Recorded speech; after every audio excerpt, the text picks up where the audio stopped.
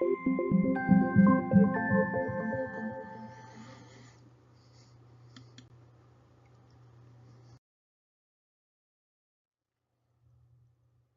Sweet Story of Kindness and Charity, The Lemon Ripple, by Paul Reichert.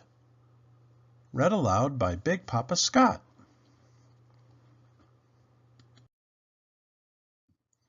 Caroline's best summer started when she fell out of a lemon tree.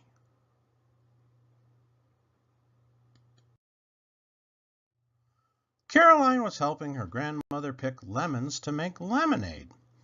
Caroline's grandmother made the sweetest lemonade in all of Rivertown. Nothing tasted better on a warm summer afternoon. After Caroline picked all the lemons she could reach from the ground, she climbed the lemon tree to pick the juicy-looking lemons in the higher branches.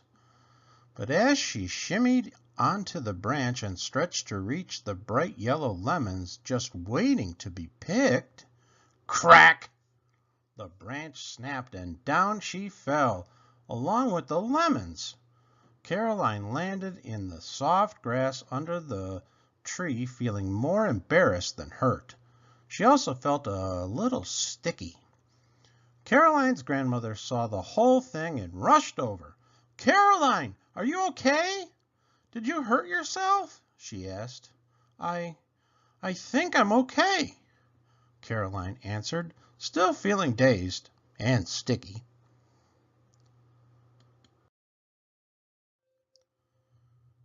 Caroline's grandmother looked her over and saw some cuts and bruises.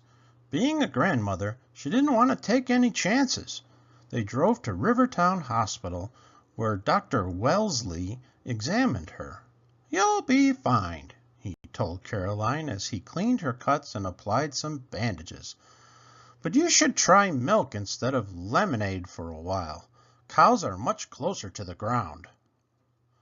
As Caroline left the hospital, she saw her friend Shannon coming in for a checkup. Shannon had been very sick a few years ago, and ever since she needed to use a wheelchair. But Caroline didn't recall Shannon's wheelchair like it was now. It was all scratched and tarnished. Its seat was torn and patched, and its wheels were missing several spokes. Worst of all, it wobbled and squeaked whenever it rolled.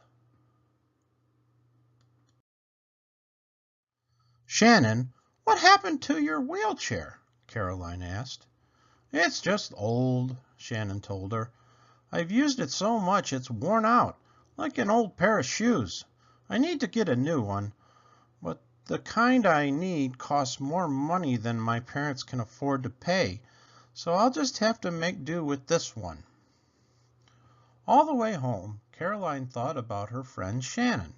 If Shannon had to use a wheelchair, at least she could have one that didn't wobble and squeak.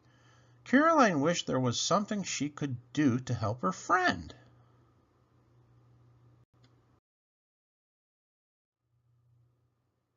Later that day, Caroline's grandmother made a glass of lemonade with the lemons they picked from the tree. "This will make you feel better," her grandma told her, as grandmothers are known to do. Caroline savored the sweet lemonade and smacked her lips in delight. "Grammy," Caroline told her, "this lemonade is so good you should sell it." Just as she said those words, an idea as bright as the sunbeams on the river that afternoon popped into Caroline's head. What if she sold her grandmother's lemonade and used the money to help Shannon buy a new wheelchair? She was sure people would line up on a warm summer day to buy a glass of her grandmother's cool, sweet lemonade, especially if they knew it would help Shannon. The next day, Caroline's mother shared her secret lemonade recipe and showed Caroline how to squeeze the lemons just right. Then Caroline made a stand and a sign. She was so excited. "Each glass will help Shannon buy a new wheelchair."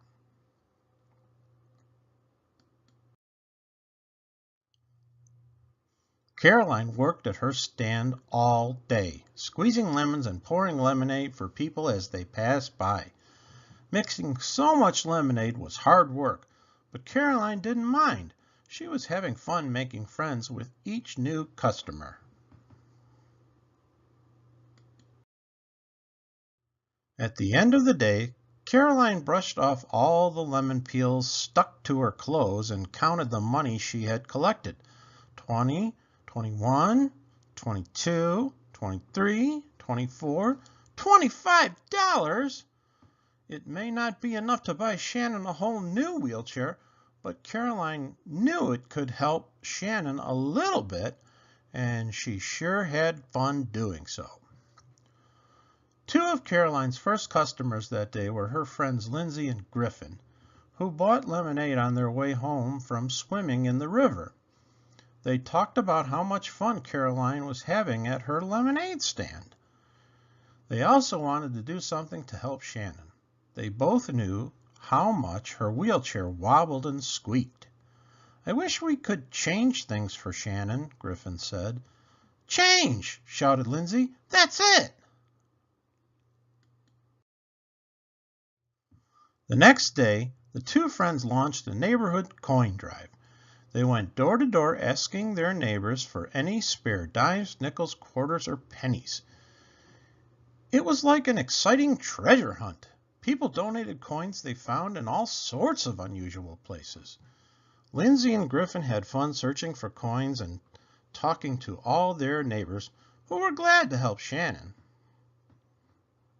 "Spare some change. Coin drive to help Shannon buy a new wheelchair."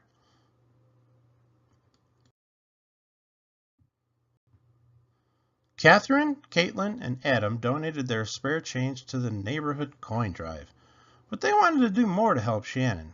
"Her wheelchair sure does wobble and squeak," Catherine said. So they started the Rivertown Doggy Daycare. Each day for a week, they offered to care for any dog in Rivertown if its owner made a small donation to help Shannon. The three neighbors enjoyed taking dogs for walks, playing with them in the park, and even feeding and grooming them. They cared for dogs of all shapes and sizes, from the smallest Chihuahua to the greatest Dane. Garrett, Charlie, Maddie, and Will all owned dogs who visited the doggy daycare, but they wanted to do more to help Shannon. They realized how badly her wheelchair wobbled and squeaked. There must be some way they could have fun on a warm summer weekend and help Shannon at the same time. So they opened the Rivertown Car Wash. After gathering all the sponges, buckets, and hoses they could find, the four friends spent the weekend washing cars and trucks of all shapes and sizes. Garrett soaped them up, Charlie rinsed them off, and Maddie and Will wiped them clean. Washing so many cars was hard work, but the kids didn't mind. They were having too much fun seeing who could make each car the soapiest and launching sneak attacks with the hose when one of them wasn't looking.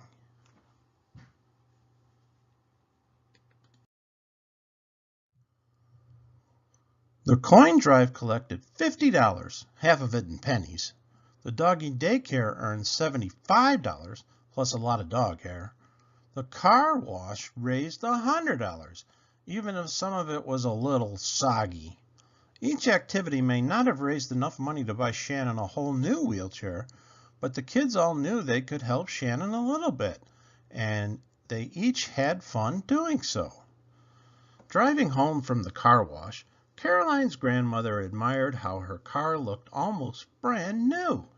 She also bought lemonade at Caroline's lemonade stand, donated coins to Lindsay and Griffin, and had her puppy walked at the doggy daycare. She was proud of all the kids in Rivertown for working so hard to help their friend Shannon. She was also happy to see that they were having so much fun doing it. In fact, Caroline's grandmother was inspired.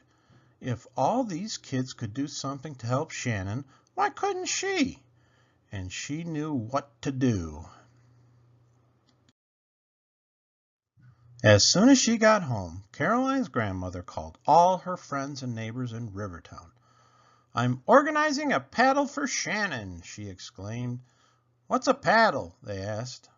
Caroline's grandmother explained that if they made a small donation, they could bring their boats to the town beach on Saturday and paddle down the river in a race to help raise money for Shannon's new wheelchair.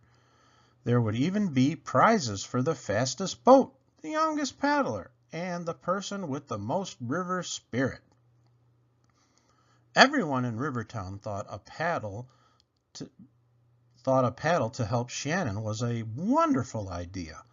They were glad for any reason to be out on the water in the summer. The whole town looked forward to the big race.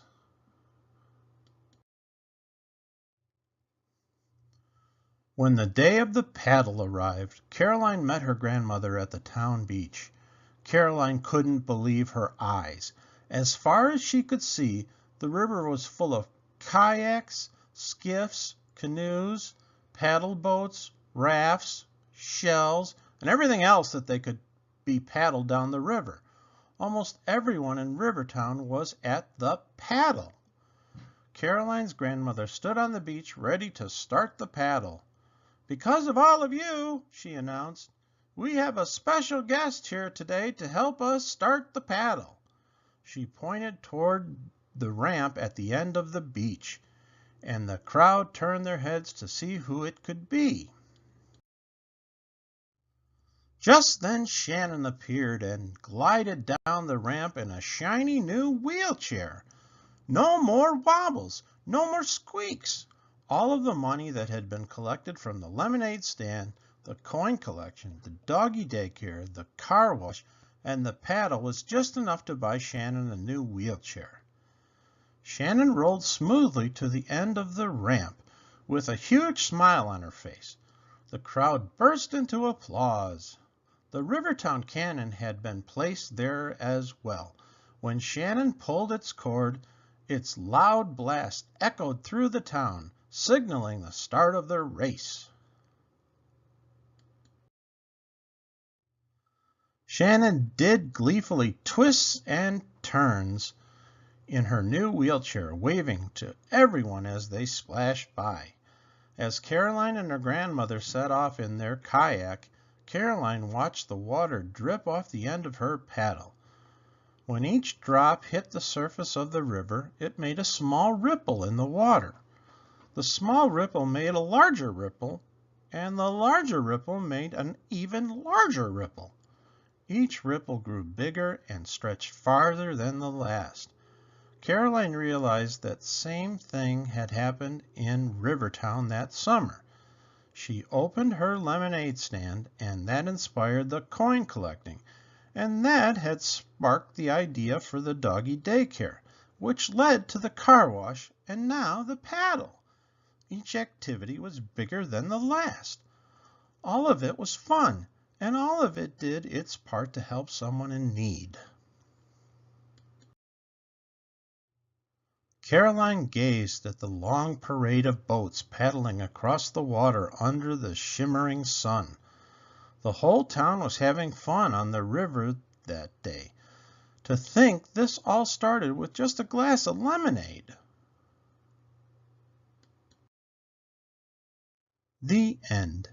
If you enjoyed the book, please subscribe.